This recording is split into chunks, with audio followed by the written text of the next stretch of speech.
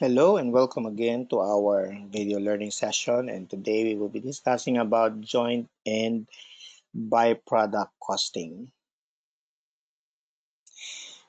Okay, for the start, let us first distinguish what is a joint product and a byproduct and a scrap. Joint products are the primary output of the joint process. It has relatively high sales value as compared to byproducts and scrap, while byproducts are incidental output of the joint process, meaning they are not actually the purpose of doing the production process, but the main products or the joint products, but because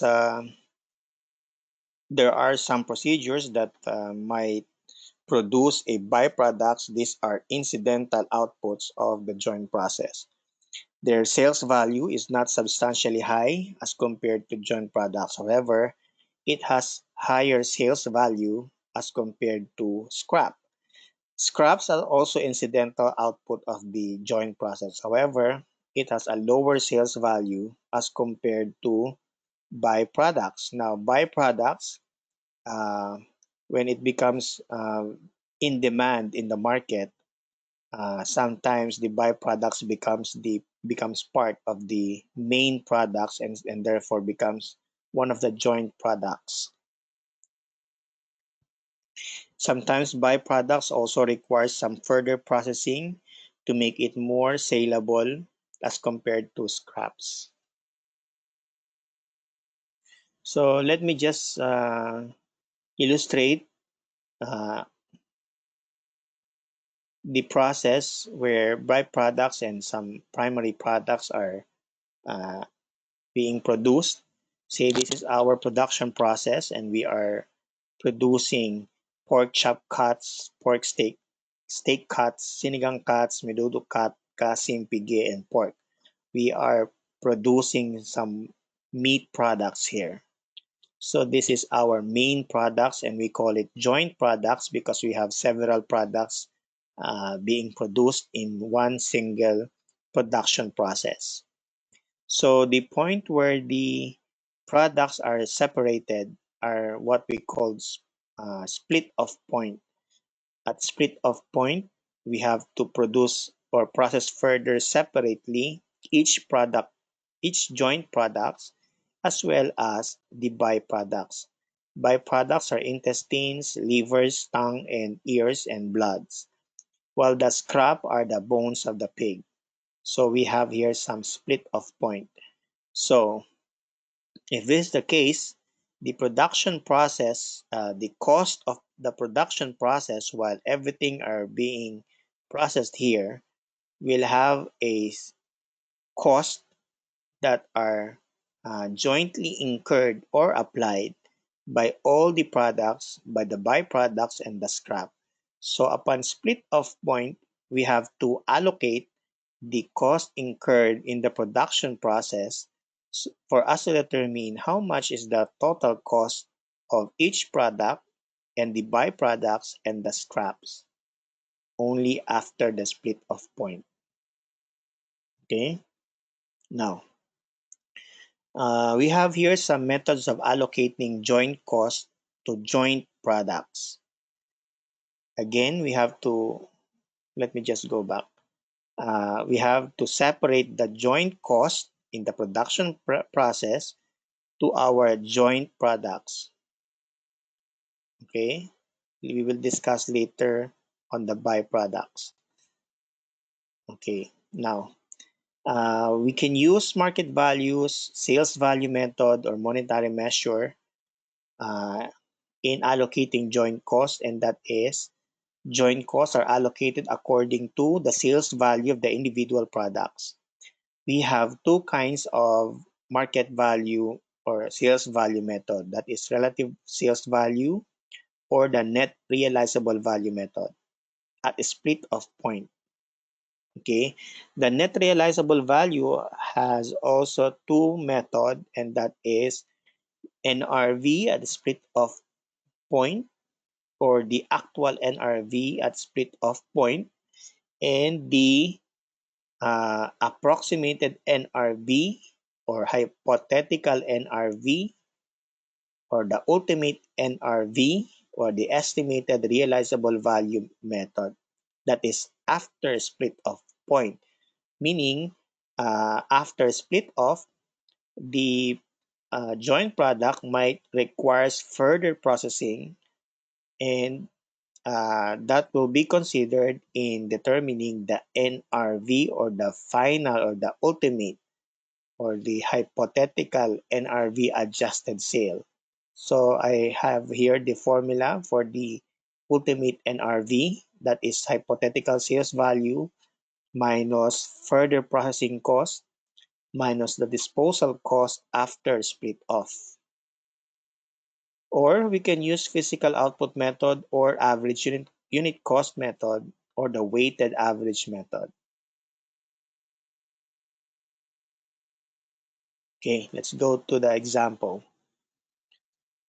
Versatile company produces 4 solvent from the same process, C, D, E, and G. The joint production cost is 9,000 pesos. Now we have to round all the answers to the nearest peso. So the units of output of or the actual units produced for each product is 750, 1,000, 1,400, and 2,000 units. The selling price of the uh, product per barrel at split off point is 10 peso for C, 8 pesos for D, 11 pesos for E, and 15 pesos for G. And if this will be sold after split off point, we will have to incur some disposal cost or selling cost. And that is 650, 4 pesos, and 7 pesos, and 950 per unit. If we will further process each unit after split off point, we will also incur further processing cost of 2 pesos, 250, 4 pesos, and 450 for each product. So the final sales price per barrel, and that is after further processing, is 1350, 10 pesos, 1550, and 1950. Weight factors is 5, 8, 4, and 10. The weight factors are determined by the production manager uh, as to what weight should be given to each product. This may be based on the number of units produced or the relative sales value of the product. If Versatile sells the product after further processing, the following disposal cost will be incurred: 250, 1 peso, 350, and 6 pesos. This disposal cost is different from the disposal cost at split off point because at a split off point we can actually sell our products at 10 pesos, 8 pesos, 11, and 15. And we will incur disposal cost of 650, 4, 7, and 950. However, if we process it further, aside from the further processing cost and sell it after further processing, we will incur this disposal cost: 250, 1 pesos, 350, and 6 pesos. Okay, so using relative sales value at split off point, how are we going to allocate the joint cost of 9,000? Let me just go back. This is the joint product cost that we have to allocate between C, D, E, and G. So we will be using what we have discussed here, the market value or the relative sales value, net realizable value of these two kinds, and the physical and the weighted average. So let's go first to the relative sales value at split off. So this is the units produced per product. This is the sales value at split off point. So multiplying the unit sales value per by the number of units produced, we will get the total sales value at the split off point. And this will now be used as the basis for determining how much of the joint cost will be allocated for each product. If 7,500 is the total sales value of product C, and this is 7,500 over 60,900 as the ratio to be used in to account for its share in the joint cost of 9,000, and that is 1,108. So how did we get 1108? That is 7,500 divided by 60,900 times 9,000 is 1,108. For product D, that's 8,000 divided by 60,900 times 9,000, that's 1182. For product E, 15,400 over 60,900 times 9,000 is 2,276. For product G, 30,000 over 60,900 times 9,000 is 4,433. Or we can also use the percentage of the total joint cost of 9,000 to the total sales value of all the product at split of point. So if we divide 9,000 to 60,900, that is about 0.15 or 0.14 something. That will be used to multiply uh, the percentage to the sales value of each product. So 75 times 9 over 60,900 is 1108. 8,000 times 9,000 over 6,900 is 1182. 15,000 times 9,000 over 6,900 is 2276. And 4,433 for product G. So it's up to you which approach is more easy for you, but you should arrive at the same amount. That is relative sales value at split off point. Now we go to NRV at split off point. We have two kinds of NRV, and that is NRV at split off point and the ultimate NRV or the hypothetical NRV. So this one is NRV at split off point. And what is NRV? That is sales value at split off point minus the disposal cost.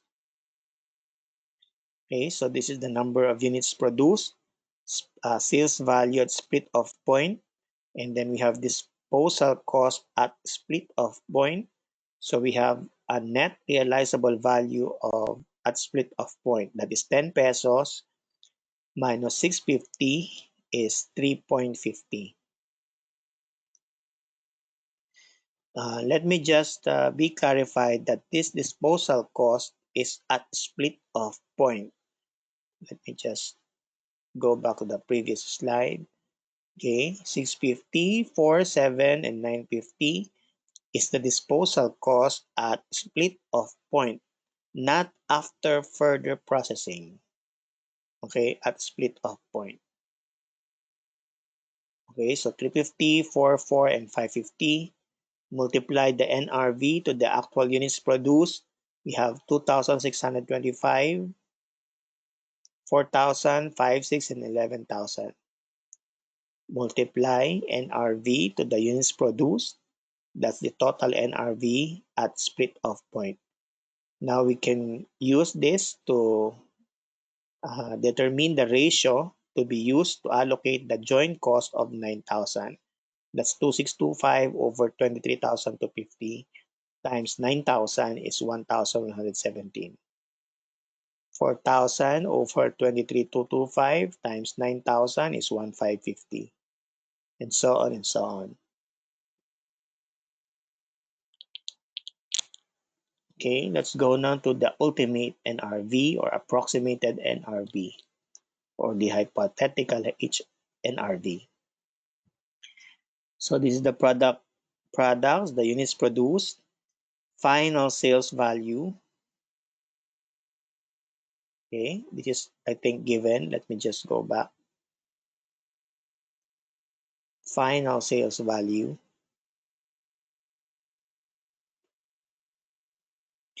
And then we deduct further processing cost and the disposal cost after further processing.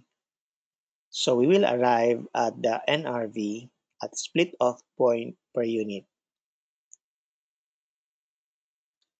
1350 less 2 pesos less 250 is 9 pesos. Now multiply it by the units produced. We now have the total NRV at split off point. As you can see, this one is different from the previous slide. The NRV at split off point here is only 350, unlike here it's 9 pesos. Why? Because we started at the final sales value and we deduct the further processing cost and the disposal cost after further processing to arrive at the split off point NRV of 9 pesos. So multiply this to the units produced. We have here the total NRV, and then get again the ratio, multiply the joint cost, you will get the allocated joint cost for each product.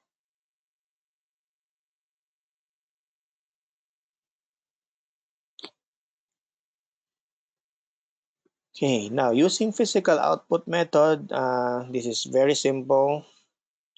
We will just use the number of units produced as the allocation base for the uh, joint cost of 9,000. So 750, 1,000, 1,400, 2,000 for a total of 5,150. So you can use this ratio, 750 over 5,150 times 9,000 is 1,310. And that is the same when you divide 9,000 to 5,150 and then multiply it to 750, that's 1,310. Okay, let me repeat that one. 9,000 times 5,150 times 750 is 1,310. It's the same as 750 over 5,150 times 9,000 is 1,310.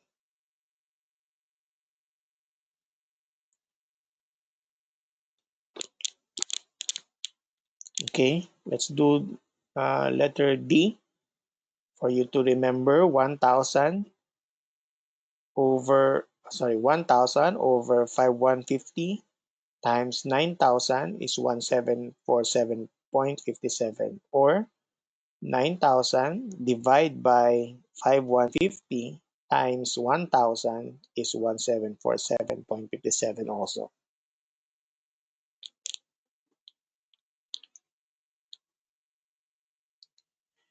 Okay, let's go to the weighted average.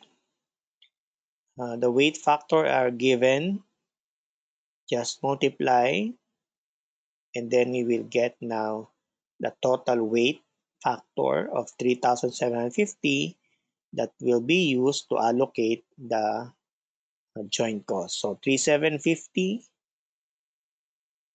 over 37,350 times 9,000 is 903.61, or 9,000 divided by 37,350, that is 0.24, times 3,750 is 903.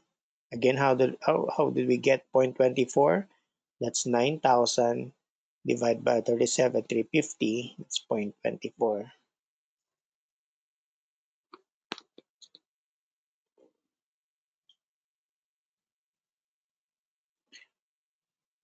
Now let's go to methods of allocating cost or joint cost to byproducts. Okay, there are two methods. The first method is we do not allocate joint cost. And the second method, we will allocate joint cost. So for the first method, if there is no uh, joint cost allocated to byproducts, any income or revenue or sales derived from the byproduct will be treated as net revenue, as other additional sales revenue or other income, or as a deduction from the cost of goods sold of the main products or the joint products. Or the revenue generated from the byproducts will be deducted to total production cost or total manufacturing cost of the main products. Now, for treating the revenue of the byproducts as additional sales, other income, or as deductions to cost of goods sold will result to same or similar net income. But the revenue generated by the product, by the byproduct, uh, and treating it as a deduction to the manufacturing cost will not result to the same net income as to these three treatment. Now with allocation of joint product to byproducts, we have three method: net realizable value, almost the same as what we did to joint products, reversal cost, and replacement cost method. We will understand this, or let me just explain this through uh, actual application. Okay, let us go to the example. The ABC, for this is an example for where the joint cost is not allocated to byproducts. The ABC Chemical Company produces a product known as Formulex, from which byproducts results. This byproduct can be sold to at 250 a pound. The manufacturing cost of the main product and the byproduct of the up to the point of separation for the 3 months ended March 31 were as follows: materials of 35, labor of 20, and overhead of 20, for a total cost of 75,000. That's the total joint cost, 75,000. The units processed were 20,000 pounds of the main products and 2,000 pounds of byproducts. Okay, so 20 joint product or main product and 2,000 byproducts. During the period, 18,000 pounds of Formulex were sold at 12 pesos, while the company was able to sell 1,500 pounds of the byproduct, and the selling and admin expense related to the main product is 42,000. The disposal cost for each unit of byproduct is 0.20 pesos. Assuming that the byproduct is not inventoried, or therefore there is no cost allocated to the byproduct, prepare an income statement using the following. Other The realized amount of the byproduct are treated as other revenue, as deduction to cost of goods sold, as other income, or as a deduction to the manufacturing cost of the main product. Okay, so this is the financial statement or the income statement where the revenue generated from the byproduct is treated as other revenue. Okay, so in here, the byproduct, the revenue for byproduct is added as other revenue of the main product. Okay, all the uh, amounts here are derived from the givens. And so after applying this, we will have a net income of 109,950. Again, the focus is how are we going to treat the revenue of the byproduct. So in this situation, the revenue of the byproduct is treated as other revenues. We will arrive at the net income of 109,950. How did we get 350? We have a net realizable value of 2.30. We sold 1,500 units. We have 3,450 pesos of revenue for the byproduct. So this one is treated as other revenue. For letter B, it was treated as a deduction to cost of goods sold of the main product.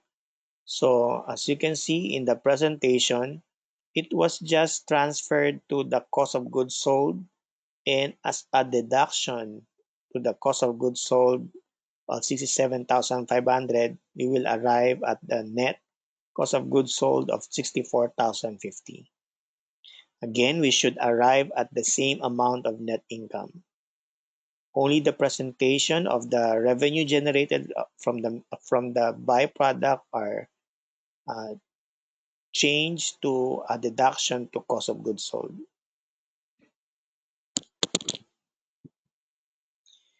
For letter C, it is treated as other income. So we have here the uh, gross profit for the main product less the deductions or the expenses. And in here, we will add the revenue generated by the byproduct. It is presented as other income here, 3,400 for 450. We will arrive at the same amount of total net income of 109,950.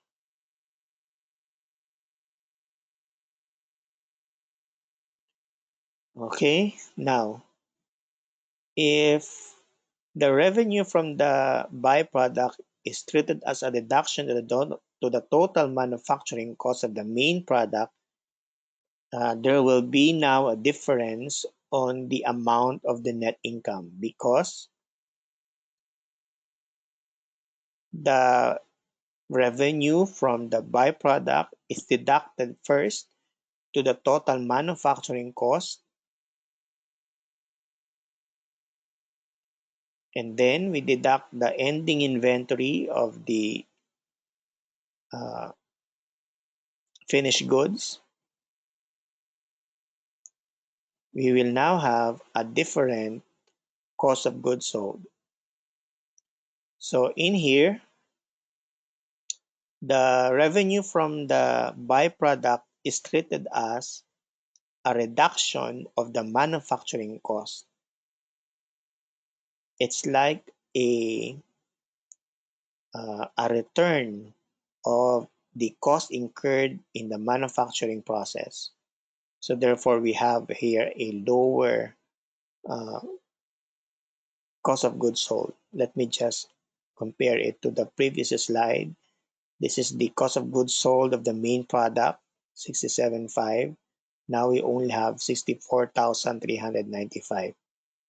Even if we compare it to the as a deduction to the cost of goods sold, this one, this is 64,050 and this is 64,395. So we will have a different net income, 109,605 compared to 109,950.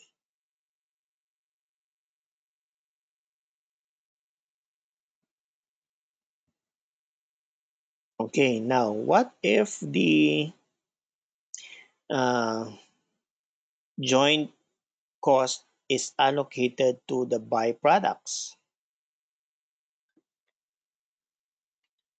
So let's go to the example. The element company manufactures joint products D and F as well as byproduct X. Cumulative cost data for the period amounts to 204,000, representing 20,000 completed units. Costs are assigned to products D and F by the net realizable value. We have learned this already, which considers further pricing cost in subsequent operations. Cost is allocated to byproduct X using the reversal cost method. Okay. Other additional data. We have here quantity produced, including the byproducts, selling price, further processing cost per unit, marketing and admin expense, and operating profit per unit. Okay, so using NRV method in allocating cost to byproduct, we have learned this already. We have here the main products, D and F. We arrive at the NRV per unit. So we have here the total NRV. Use the ratio.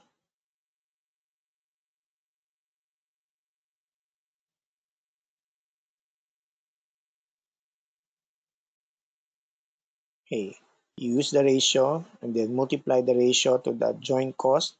You will arrive at the joint cost or the allocated cost for each product. Now,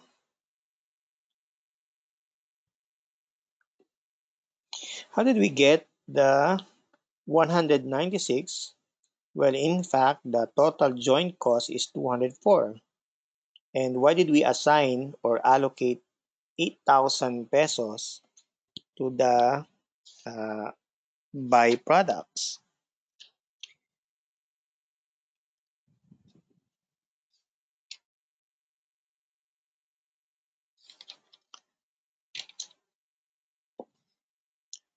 Let me just go through my uh, lecture here.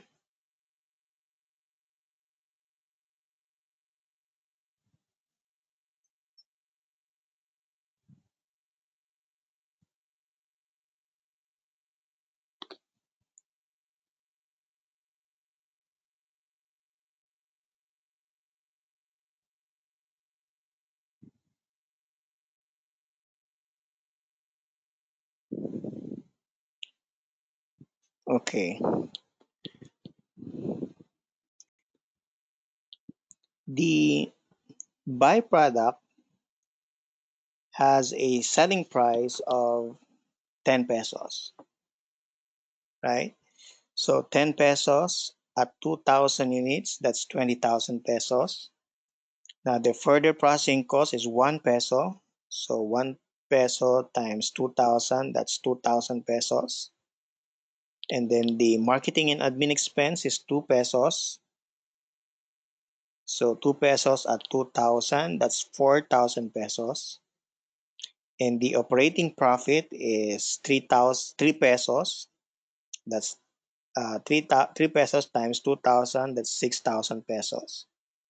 So after deducting all these expenses and the expected profit, we will arrive at the uh, joint cost or the share of the cost or the share of the byproduct to the joint cost, and that is 8,000 pesos. That's 20,000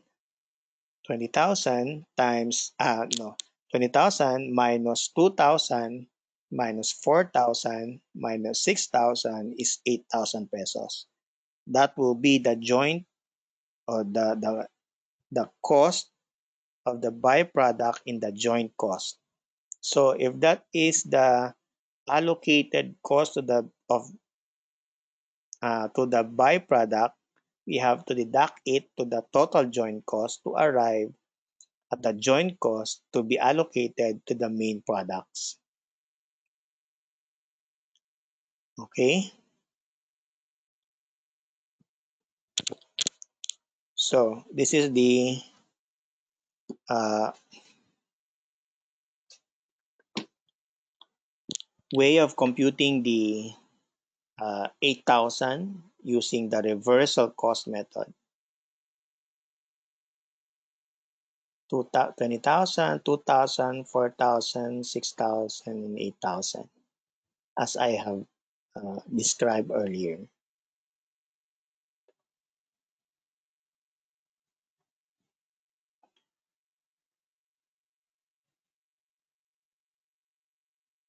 Okay,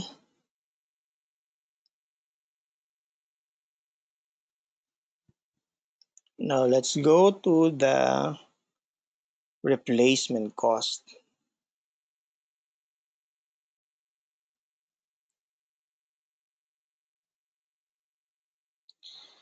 Marie Corporation process meats into products A and B.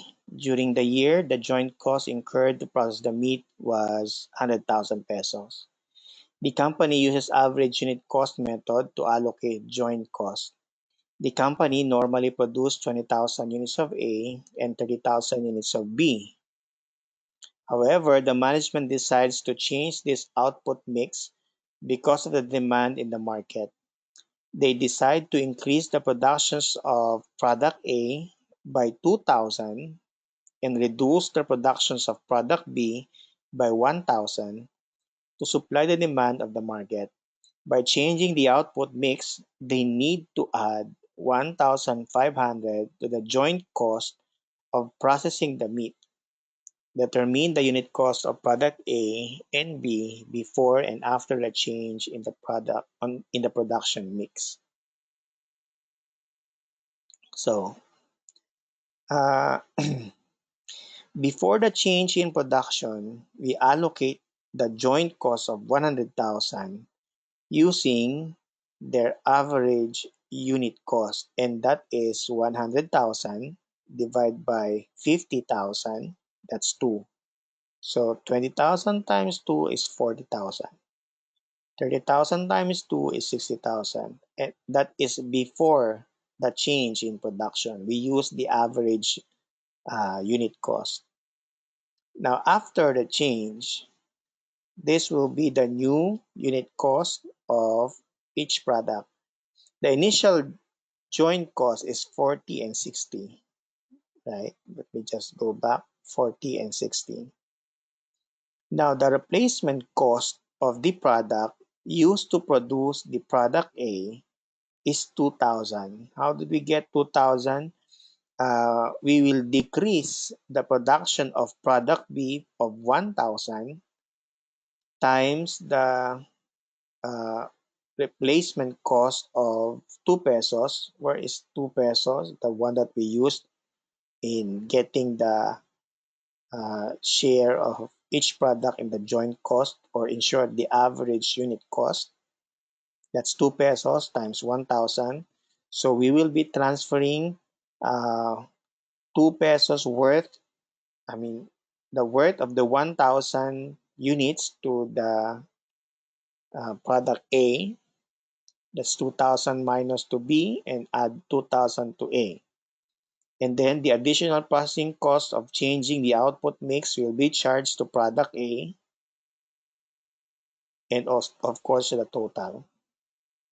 So we now have a total production cost of 43,500 to A and 58 to B for a total of 101,500.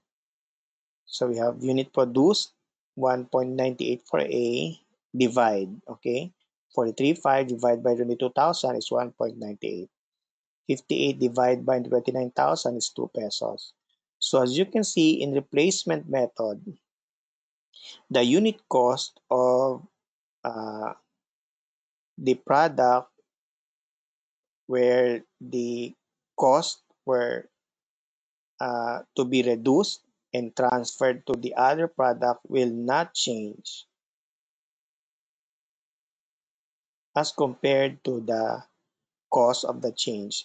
So let me just go back to the previous slide to make some emphasis here.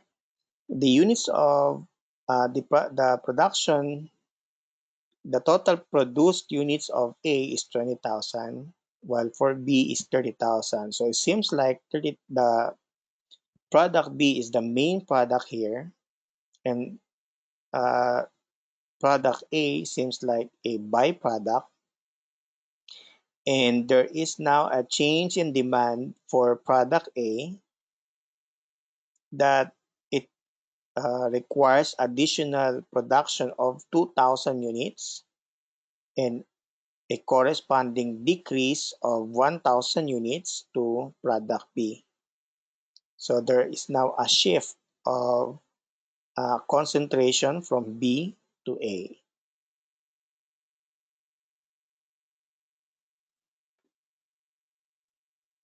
Okay, so in short, in replacement method, the amount of the byproduct to be carried in the inventory is valued at its opportunity cost of purchasing it or replacing the byproduct. Okay, so thank you very much and keep safe.